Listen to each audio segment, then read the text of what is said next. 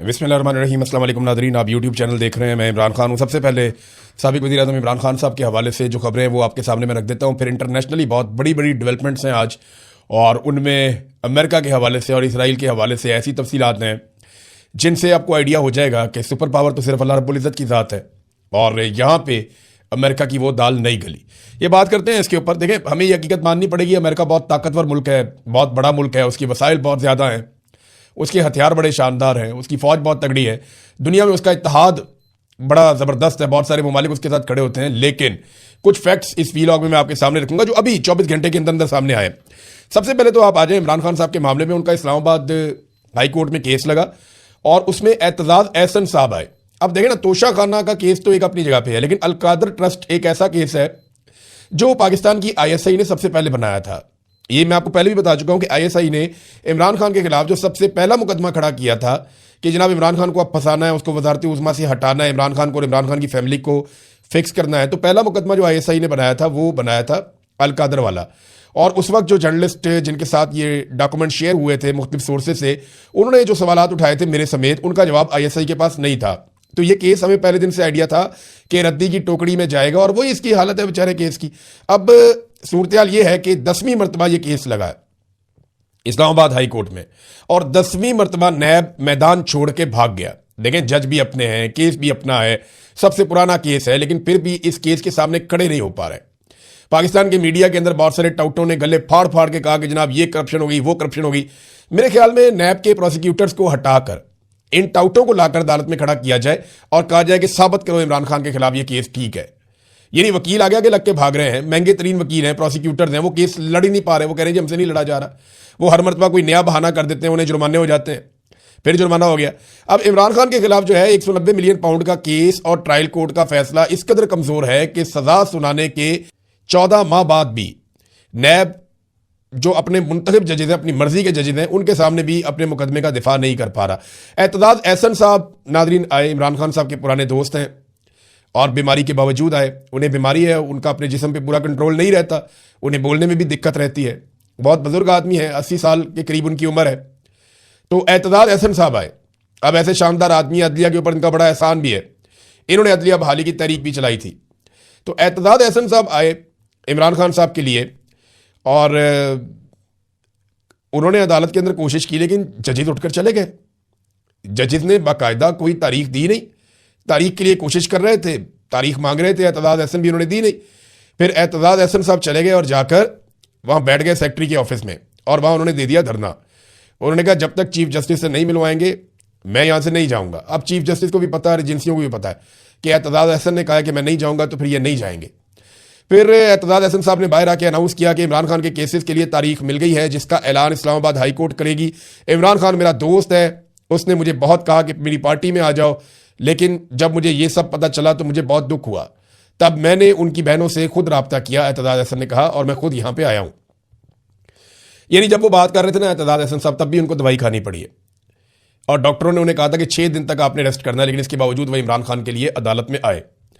लेकिन जजेज इंसाफ देने के लिए तैयार नहीं है, पता नहीं कब की तारीख देंगे, क्या करेंगे। लेकिन एक बात तो पक्की है, जो आसिम मुनीर साहब और नवाज शरीफ चाहते हैं, जरदारी भी यही चाहते हैं, फजल रहमान की भी यही ख्वाहिश है, MQM भी यही चाहती है, ANP तो पहले दिन से यही चाहती है कि इमरान खान किसी तरह भी नीचे आ जाए। यानी जिस मुकाम पे वो खड़ा हुआ है कि मैं डील नहीं कर रहा, मैं डट गया हूं यहाँ पे, मैं आसिम मुनीर के सामने हार नहीं मानूंगा, मुझे डरा हुआ देखना, इनकी हसरत रह जाएगी, मैं मर जाऊंगा, मैं झुकूंगा नहीं, मैं अपनी कौम को झुकने नहीं दूंगा। तो ये जो बातें इमरान खान ने की हुई है, वो चाहते हैं इमरान खान इनसे नीचे उतरे। इमरान खान साहब नीचे उतरने के लिए तैयार नहीं है। अब यहां पे इमरान खान साहब के वकील सलमान सफदर ने जब दलाल शुरू किए तो उन्होंने कहा कि मेरे क्लाइंट साबिक वज़ीर आज़म इमरान खान ने मुझे मेडिकल ग्राउंड पर दलाल देने से रोक दिया है, तो मैं मेडिकल ग्राउंड को बुनियाद बनाकर दलाल नहीं दूंगा। आप अंदाजा करें, इमरान खान की फैमिली कह रही है कि मेडिकल बुनियादों पर इमरान खान साहब को बाहर निकाला जाए, ये किया जाए, लेकिन इमरान खान मेडिकल बुनियाद पर बाहर आने के लिए तैयार नहीं है। वो अपना इलाज जेल के अंदर रहते हुए करवा रहे हैं। उनकी आंख के साथ जो भी खेल खेला गया, उनकी फैमिली को भी नहीं मिलवाया जाता, डॉक्टरों को भी नहीं मिलवाया जाता, तो ये तो नहीं हम कह सकते कि क्या किया गया, लेकिन कुछ तो ऐसा किया गया जिससे उनकी एक बिनाई मुतासिर हो गई, एक आंख ज़ाया हो गई। तो इस पे जो है वो इमरान खान साहब अभी तक, इस स्टेटमेंट से आपको अंदाजा हो जाना चाहिए कि वो शख्स कितना असाबी तौर पर मजबूत है, और उसने जो कहा वो उसके ऊपर पहरा दे रहा है कि नहीं, मुझे कोई नवाज शरीफ नहीं बनना, जरदारी नहीं बनना। देखिए, जो नून लीगी वुजरा है वो रोजाना की बुनियाद पर टीवी पर आकर कहते हैं कि एक लिख कर तो दे दें कि हम अस्पताल जाना चाहते हैं, और भाई लिख कर तो दे दें कि हम बनी गाला शिफ्ट होना चाहते हैं, एक कागज तो दे दें लिख कर। वो लिख कर नहीं देते, इन्हें एक कागज चाहिए ऐसे दिखाने के लिए कि ये देखें जनाब बीमारी का बहाना, ये देखें जनाब इमरान खान साहब जो है वो जाना चाहते हैं बनी गाला, ये देखें जनाब इमरान खान जाना चाहते हैं जनाब अस्पताल। क्योंकि इमरान खान एक फिट आदमी है, उसने बाद में एक्सरसाइजेस करनी है, और वो अभी भी डॉक्टर्स ने बताया कि वो बहुत फिट थे इमरान खान साहब जब आए अस्पताल में। सिर्फ उनकी आंख का एक इशू है बड़ा सीरियस, लेकिन फिजिकली तो वो बहुत फिट है। तो बाद में उनको दिखाकर ये कहेंगे देखो जी बीमारी का बहाना बनाया इमरान खान ने, तो इमरान खान उन्हें कोई ऐसा कागज देना नहीं चाहते और ना वो देते हुए दिखाई दे रहे हैं। अब आ जाए नाजरीन बैन अवी मामलात की तरफ। डोनाल्ड ट्रंप ने एक मरतबा फिर बयान दिया है कि वो ईरान के साथ बात करना चाहते हैं। बयान एग्जैक्टली क्या मैं आपको बताता हूं। वो ये कह रहे हैं ये मुमकिन है कि मैं ईरान से बात कर लूं। डोनाल्ड ट्रंप, यानी एक दिन डोनाल्ड ट्रंप का स्टेटमेंट होता है कि मैं ईरान से बात करना चाहता हूं, मेरी ईरान से बात करवाई जाए, मैं जंग बंद करना चाहता हूं। अगले दिन स्टेटमेंट होता है नहीं, ईरान ने बहुत देर कर दी है। फिर एक दिन स्टेटमेंट होता है कि जनाब हमें जहाज डबोने का मजा आ रहा है, हम बहरी जहाज़ों को समंदर के अंदर डबो रहे हैं, बड़ा फन हो रहा है इसमें। अगले दिन होता है नहीं नहीं, हमें हर हाल में जो है वो मामला जो है वो हल की तरफ लेकर जाना, मैं बात करने के लिए तैयार हूं। ये हो क्या रहा है? देखिए, इसराइल से भी ऐसी आवाजें आ रही। मसला यह है कि अमेरिका और इसराइल थकने लगे हैं। उन्होंने खुद को एक ऐसी लड़ाई में फंसा दिया है जिसका उन्हें बिल्कुल अंदाजा नहीं था। अमरीकी थिंक टैंक्स ये बता रहे हैं कि अमेरिकन अंदाजे और तखमीने गलत साबित हुए कि ईरान कितनी जल्दी ढेर हो जाएगा, बल्कि ईरान ने हैरान कुन हद तक रेजिलियंस शो कर दी है और अब सूरत हाल ईरान के कंट्रोल में है। इन्होंने लड़ाई शुरू तो कर दी, लेकिन अब ये कंबल को छोड़ते हैं और कंबल इन्हें नहीं छोड़ता। ये सूरत हाल पैदा हो चुकी है। दूसरी जानिब जो इराकची हैं वज़ीर ख़ारजा ईरान के, उन्होंने कैटेगोरिकली कहा कि कोई इम्कान नहीं है कि अमेरिका के साथ हम बातचीत करें। उसकी वजह वो ये बताते हैं कि अमेरिका ने हमें धोखा दिया है। हमारे साथ अमेरिका की बातचीत जारी थी, हमसे वादा किया गया कि अमेरिका हमला नहीं करेगा, मगर इसके बावजूद हमला कर दिया गया, तो अमेरिका काबिल भरोसा रहा नहीं। देखिए, होनी तो बातचीत है और बातचीत के जरिए मसले का हल निकलेगा एंड में। तो वो बातचीत कौन करेगा? अब ईरान अमेरिका के साथ तो बातचीत करता नहीं, यानी अमेरिका ने अपनी वो वक़्त और हैसियत खो दी है जो उसकी थी। अब अमेरिका बात किससे करेगा? रशिया से, चाइना से, तुर्की से, पाकिस्तान से बात कर सकता है। पाकिस्तान अमरीकी नुमाइंदे के तौर पर ईरान से बातचीत कर सकता है। वो कैसे? शहबाज शरीफ साहब को एक दिन पहले इजाज़त दी गई और उन्होंने सबसे पहले जो है वो नए सुप्रीम लीडर को मुबारकबाद दी। नए सुप्रीम लीडर के बारे में इत्तलात हैं कि वो ज़ख्मी हैं, लेकिन वो महफूज हैं और कुछ ज़्यादा बड़ा मसला नहीं है, लेकिन उनके बारे में ये इत्तलात ईरान में से आ रही हैं कि वो ज़ख्मी हैं। अब शहबाज शरीफ ने पहले नए सुप्रीम लीडर को मुबारकबाद दी और फिर ईरानी सदर से आज बात भी की है। ईरानी सदर से शहबाज शरीफ ने जो बात की वो ज़्यादा डिटेल में तो रिपोर्ट नहीं हुई, लेकिन उन्होंने कहा जी कि ईरान का खित्ते के दीगर ममालिक के साथ किसी तनाज़े में पड़ने का कोई इरादा नहीं है। आलमी बरादरी जंग के जिम्मेदारों पर तवज्जो नहीं देती तो आलमी निज़ाम और सिक्योरिटी को संगीन खतरात हो सकते हैं। ईरान का खित्ते के दीगर ममालिक के साथ किसी तनाज़े में पड़ने का कोई इरादा नहीं है। तो ये जनाब बातचीत हुई। शहबाज शरीफ ने क्या कहा ये हमारे सामने नहीं आया, लेकिन शहबाज शरीफ ने यही कहा होगा कि सऊदी अरब हमारी मजबूरी है, हमारा उनके साथ मुआहदा है, तो आप सऊदी अरब को ना मारें, आप उनके साथ ना लड़ें। पाकिस्तान बड़ी अजीब सिचुएशन में फंस गया, उनके ऊपर सऊदी अरब का भी दबाव है, ईरान से ना लड़ने के लिए पाकिस्तान के अंदर से भी दबाव है। डोनाल्ड ट्रंप की जानिब से भी अब एक हुक्मनामा ऐसा लगता है कि आ गया है कि अब ये राब्ते कर रहे हैं ईरानी क़यादत से, ताकि कल को अमेरिकन बिहाफ के ऊपर ये ईरान के साथ मुज़ाकरात या बातचीत कर सकें। वो अपने कुछ गुड कॉप भी रखते हैं, बैड कॉप गुड कॉप खेलते हैं ना, तो वो यही तरीका है कि पाकिस्तान एक ऐसा वफादार मुल्क है, या पाकिस्तानी जो सियासी क़यादत है या फ़ौजी क़यादत है वो इतनी अच्छी वफादार है डोनाल्ड ट्रंप की। डोनाल्ड ट्रंप को ये लगता है कि अगर ये ईरान के साथ राब्ते में रहेंगे तो हमारा एक रास्ता खुला रहेगा। बहरहाल इराक़ची ने तो मना कर दिया कि मुज़ाकरात का इम्कान नहीं है। नाज़रीन, इसराइल की अब हालत मैं आपको बताता हूँ। इसराइल की हालत ये है, आपको इस ट्वीट में नज़र आ जाएगी। पहली मरतबा इसराइली फॉरेन मिनिस्ट्री इन्होंने एक ट्वीट किया है और इसमें ये लिखते हैं the Iranian regime is firing cluster bombs at Israeli civilians. Their deliberate and repeated use against civilians shows that the Iranian terror regime is seeking to maximize civilian deaths and harm. वो कहते हैं जनाब कि Iran हमारे ऊपर जो है ना वो मार रहा है क्लस्टर बम, और ये इसराइल के सिविलियन को मारा जा रहा है, और ये जानबूझकर किया जा रहा है और बार बार किया जा रहा है। और ये शो करता है कि ईरान ज़्यादातर जो है वो सिविलियंस को निशाना बनाना चाहता है, ये इसराइल कह रहा है। साथ उसने बताया कि ये तस्वीर लगा के क्लस्टर बम होता क्या है, कि जनाब वो बैलिस्टिक मिसाइल होता है, वो किस तरीके से उसके अंदर से बम निकलते हैं, वॉर हेड कैसे निकलते हैं, फिर कैसे वो मल्टीपल बमों में तब्दील हो जाता है और किस तरीके से वो तबाही फैलाता है। ये 3 मरहलों में उन्होंने बताया, एक बाकायदा पूरा पोस्टर भी जारी किया। देखिए, इसराइल के मुंह से ना सिविलियन का लफ्ज़ अच्छा नहीं लगता, इसराइल ये वर्ड बोल ही नहीं सकता। इसराइल ने अपने सिविलियन को महफूज रखने के लिए ज़ेरे ज़मीन बंकर्स भी बनाए, सब किया। देखिए सिविलियन का नुकसान दुनिया में कहीं भी हो, मैं मजम्मत कर सकता हूँ, आप कर सकते हैं, दुनिया के वो ममालिक कर सकते हैं जिन्होंने सिविलियंस के ऊपर अटैक नहीं किया। वो लोग कर सकते हैं जो सिविलियंस के लिए आवाज़ उठाते हैं, जो ह्यूमन राइट्स के लिए काम करते हैं। लेकिन इसराइल कभी भी सिविलियंस के लिए आवाज़ उठाने का हक नहीं रखता। वो अपना ये हक खो बैठा है। उसकी वजह मैं आपको बताता हूँ, इखलाकी जवाब ही नहीं है। 20,000 बच्चे उन्होंने हाल ही में शहीद किए हैं गाज़ा में। सिर्फ गाज़ा में 20,000 मासूम बच्चे उन्होंने शहीद किए हैं, जिनमें दूध पीते बच्चे भी शामिल थे। उनकी तस्वीर आप रोज़ की बुनियाद पर देखते रहें, रोज़ाना की बुनियाद पर। 33,000 खवातीन उन्होंने शहीद किए गाज़ा में, यानी 53,000 सिर्फ खवातीन और बच्चे हैं जिन्हें इसराइल ने गाज़ा में शहीद किया है। इतनी बड़ी तादाद है। वो कैसे कह सकते हैं कि सिविलियन का नुकसान ईरान कर रहा है? उनका बनता नहीं है, वो ये बात कर नहीं सकते। और अब ये हमदर्दी लेने की कोशिश कर रहे हैं दुनिया से, क्योंकि हालात उन्हें आइडिया हो गया है कि उनके कंट्रोल में वैसे नहीं है जैसे उन्हें लगता था कि उनके कंट्रोल में रहेंगे। नाज़रीन, यूरोप तकसीम हो रहा है, ये भी अमेरिका पे एक दबाव की वजह है। यानी इटली ने भी मजम्मत की है, स्पेन भी खिलाफ खड़ा हो गया। स्पेन ने तो अपना जो सफ़ीर है उसको इसराइल से वापस बुला लिया मुस्तकिल तौर पे कि जनाब वापस आ जाए, वहाँ पे सफ़ीर नहीं चाहिए इसराइल के अंदर। फ्रांस जो है वो भी थोड़ा मजबूत नज़र आ रहा है। स्कैंडिनेवियन कंट्रीज हैं चारों, नॉर्वे, डेनमार्क, फिनलैंड और स्वीडन, ये कंट्रीज, और बेल्जियम और आयरलैंड, ये भी इसी तरफ खड़े हुए हैं। सिर्फ जर्मनी जो है वो एक ऐसा कंट्री है जिसका इब्हाम बाकी। यूरोप बहुत तकसीम हो गया इस मामले पे कि ईरान के ऊपर अमेरिका ने जो अटैक किया ये दुरुस्त है या गलत है। तो अमेरिका अपने पुराने इत्तेहादी खो रहा है और ये एक प्रॉब्लम है, और ये अमेरिका को आने वाले दिनों में मजीद फेस करनी पड़ सकती है, क्योंकि डोनाल्ड ट्रंप अमेरिका को वहां ले गया कि एक दलदल में अमेरिका फंस गया है और उससे निकालने के लिए बड़ी समझदारी चाहिए। अमेरिका में हुकूमत तब्दील होगी तो चीज़ें अमेरिका के लिए बेहतरी की तरफ जाएंगी, वरना नहीं। देखे ना, अमेरिका अपनी मिथिक हो गया। आपने हुर्मुज़ क्या है, एक पट्टी है ना पानी की, एक ऐसी जगह है जहां पे समंदर का पानी इंतहाई नैरो हो जाता है। ये एक गुजरगाह है जहां से दुनिया भर के बहरी जहाज गुजरते हैं और पेट्रोलियम मसनूआत लेकर जाते हैं। इसके एक तरफ ईरान है, दूसरी तरफ ओमान है। मैं आपने हुर्मुज़ पे खुद ज़ाती तौर पे खड़ा रहा, मैंने वहां खड़े होकर ईरान की रोशनियां देखी हैं। इतना करीब है, बहुत करीब है, इतना दूर नहीं है, 20 मील लगता है ये थोड़ा सा। तो इसमें जो है वो ईरान ने मुकम्मल कंट्रोल हासिल कर लिया। अब अमेरिका सुपर पावर कहलाने के बावजूद अपने सारे इत्तेहादियों को लेकर ये आबना हुर्मुज़ नहीं खुलवा पा रहा। चाइना वहां से अभी तक लेकर चला गया ईरान से 11 मिलियन बैरल तेल, और आबना हुर्मुज़ बाकी दुनिया के लिए बंद है।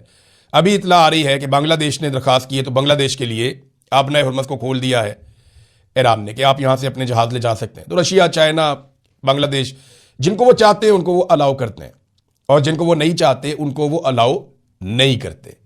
ये ईरान का मुकम्मल कंट्रोल और बालादस्ती है आबना हुर्मुज़ पे। अब यहां पे ईरान एक अकेला मुल्क है, बाकी 7-8 मुल्क ऐसे हैं जो अमेरिका के इत्तेहादी हैं, जिनमें इसराइल है, सऊदी अरब है, यूएई है, कतर है, ओमान है, बहरीन है, ये सारे, उर्दन है, ये सारे ममालिक जो हैं ये अमेरिका के इत्तेहादी हैं। ये सारे मिलकर अमेरिका और इसराइल के साथ भी ये आबना हुर्मुज़ नहीं खुलवा पा रहे, और अमेरिकन बहरी जहाज इस तरफ आ भी नहीं रहे।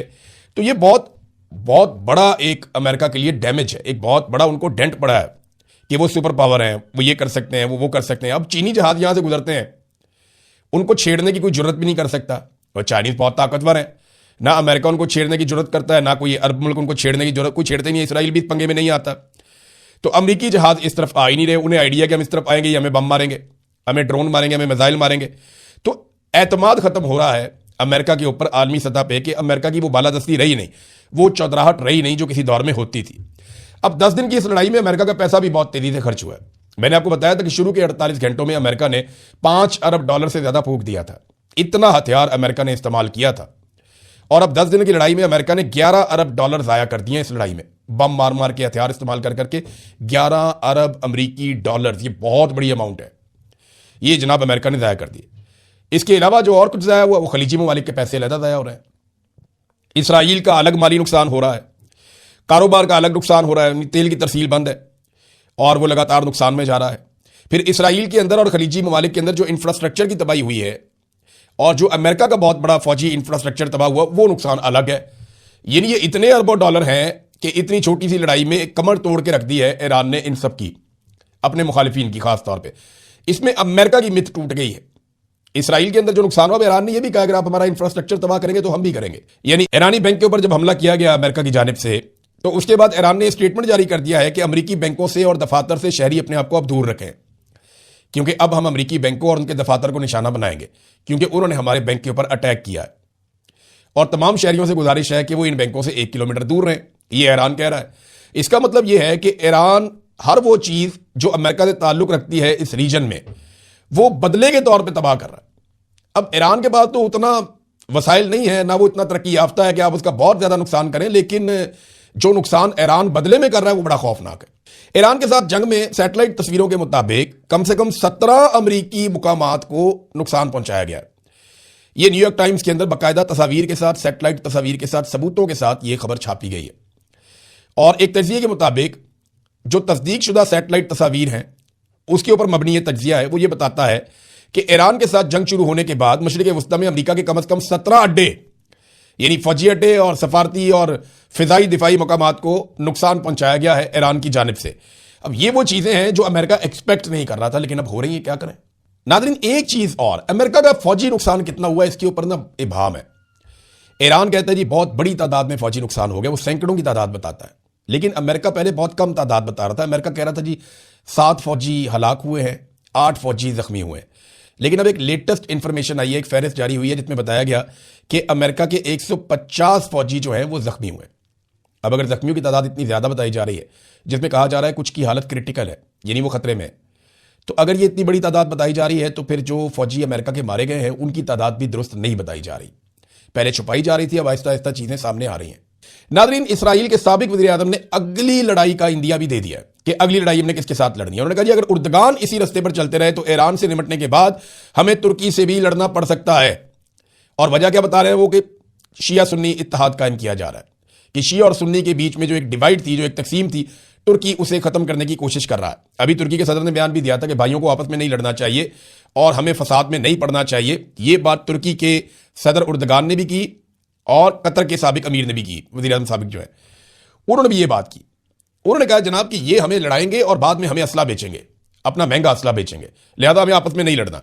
वो ये कहते हैं कि अगर उर्दगान शिया और सुन्नी के इत्तेहाद समेत कोई भी इस्लामी इत्तेहाद बनाने की कोशिश करेगा तो हम उसे दहशतगर्दी और इसराइल के लिए बराह रास्त खतरा समझेंगे। हम खामोश नहीं बैठेंगे, हम अपने इत्तेहादियों के साथ दुनिया के सबसे बड़े एटमी खतरे को खत्म करने के लिए खड़े हैं, लेकिन नई दहशतगर्दी या नए महाज या शिया सुन्नी इत्तेहाद की शक्ल में कोई भी नया खतरा खुद पर नहीं आने देंगे। अगर जरूरत पड़ी तो इसराइल फैसला कुन कार्रवाई करेगा। अब सिर्फ मेरी एक बात आप लोग सारे गौर से सुन लें, इस स्टेटमेंट के बाद सारे गौर से सुन लें। जिन लोगों के दिमागों में बचपन से डाला गया ना, शिया ये तो सुन्नी ये तो वहाबी ये तो देवबंदी ये, देखें सबसे बड़ा बेनिफिशियरी कौन है, वो बता रहे हैं कि इसराइल है। वो खुद बता रहा है कि शिया सुन्नी इत्तेहाद नहीं होना चाहिए, इनमें लड़ाई लगी रहनी चाहिए, इनमें नफरत का बीज जो बोया गया है उसको पनपना चाहिए। वो शिया और सुन्नी फसाद का फायदा उठाते हैं।